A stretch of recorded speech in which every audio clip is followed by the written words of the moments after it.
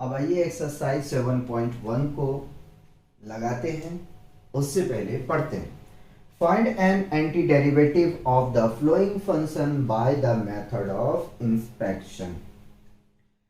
बेटे एक्सरसाइज 7.1 में 1 से लेकर 5 तक आपकी जो क्वेश्चन गिवन है, ठीक है, उन क्वेश्चन का जो है आपको एंटी डेरिवेटिव फाइंड आउट करना है। ठीक है, by the method of inspection. ठीक है, इंस्पेक्शन कोई यार देखो मेथड तो नहीं है, लेकिन आपको करना क्या है कि आपको उसको इंटीग्रेट करना है। ठीक है, मेथड आप तीन ही है आपके पास में, एक सब्स्टिट्यूशन मेथड है, फिर पार्शियल फ्रैक्शन है, फिर बाय पार्ट्स है। ठीक है, इंटीग्रेशन में ये तीन मेथड है। आने की ओवरऑल देखा जाए तो आपको क्या है कि एंटी डेरिवेटिव फाइंड आउट करनी है। तो फर्स्ट क्वेश्चन है आपके पास में sin 2x। ठीक है, कैसे सॉल्व करेंगे? तो सबसे पहले आप सॉल्यूशन लिखेंगे और क्वेश्चन को कॉपी करेंगे, sin 2x। ठीक है, उसके बाद में आप लिखेंगे इंटीग्रेटिंग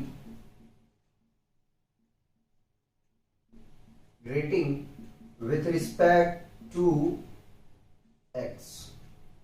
इंटीग्रेशन करेंगे आप sin 2x का, तो आपको मिलेगा minus cos 2x by 2 plus arbitrary constant. ठीक है, तो इस तरीके से आपको सॉल्व करना है।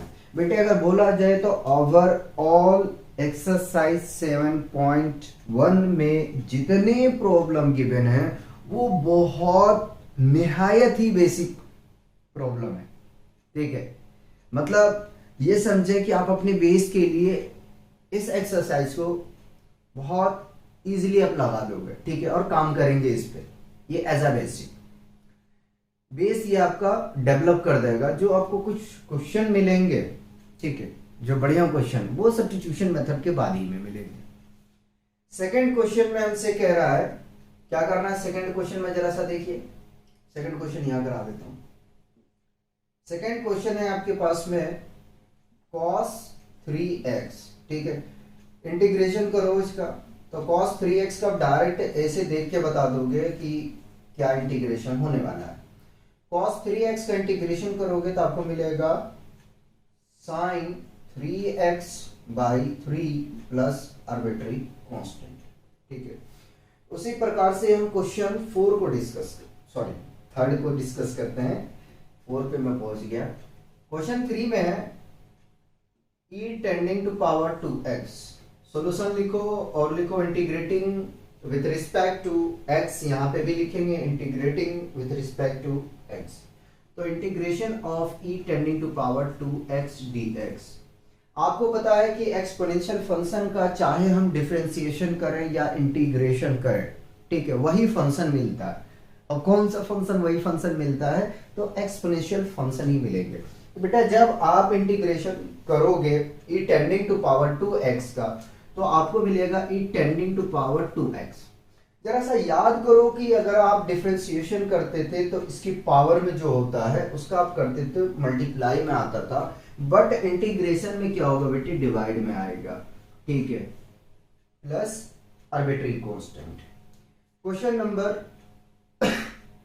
4 करते हैं। क्वेश्चन 4 है आपके पास में ax प्लस बी का होल स्क्वायर। तो सॉल्यूशन करेंगे जिस तरीके से अभी किए हैं, बिल्कुल वैसे ही। पहले क्वेश्चन को कॉपी कर देते हैं।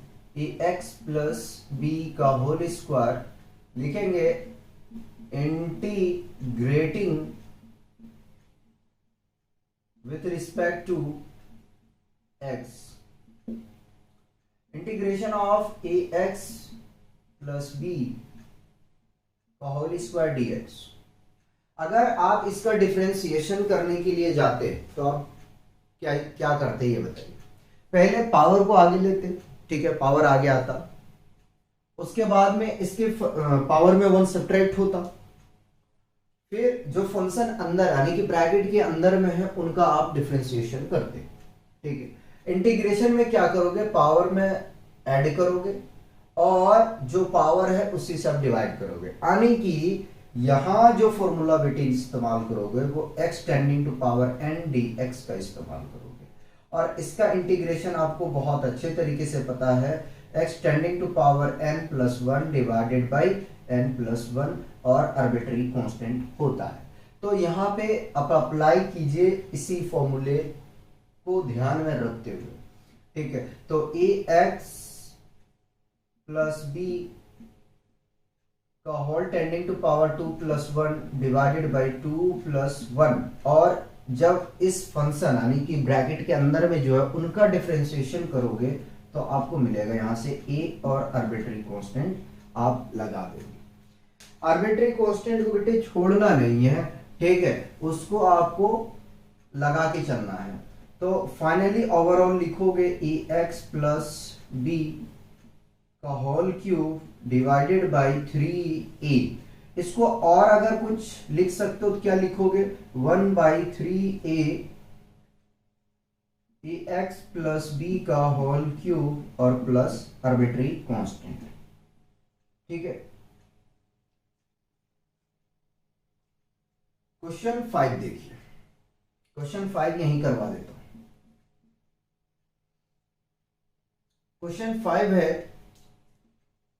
sin 2x minus 4 e tending to power 3x, ठीक है। इसका आपको क्या करना है, एंटी डेरिवेटिव निकालना है। सबसे पहले तो आप सॉल्यूशन लिखो, ठीक है, और क्वेश्चन को कॉपी करो। तो sin 2x minus 4 e tending to power 3x, देखो यहां ब्रैकेट है, हमने ब्रैकेट यूज नहीं किया है। फिर लिखेंगे integrating with respect to x, integration कर रहे हैं sin 2x dx, इन दोनों को अलग अलग करके मैं करता हूं, ठीक है। 4 कांस्टेंट है, बाहर ले लिया, e tending to power 3x dx। जब इंटीग्रेशन sin 2x का आप करने के लिए जाएंगे तो आपको मिलेगा यहां से cos माइनस cos 2x/2, ठीक है, और -4 बाहर है तो बाहर ही रहेगा। e tending to power 3x का डिफरेंशिएशन करें, सॉरी इंटीग्रेशन करेंगे तो मिलेगा आपको e tending to power 3x/3 और आर्बिट्री कांस्टेंट। और अगर कुछ लिखने का इरादा तो आप लिख सकते हैं -1/2, इसको अलग कर लो, cos 2x minus 4/3 e tending to power 3x plus c, ठीक है। तो इस तरीके से क्वेश्चन 1 से लेकर 5 आपका कंप्लीट होता है, ठीक है। हमें इसको बंद कर देना चाहिए इसी बॉक्स के अंदर में। ये आपका आंसर है, ठीक है।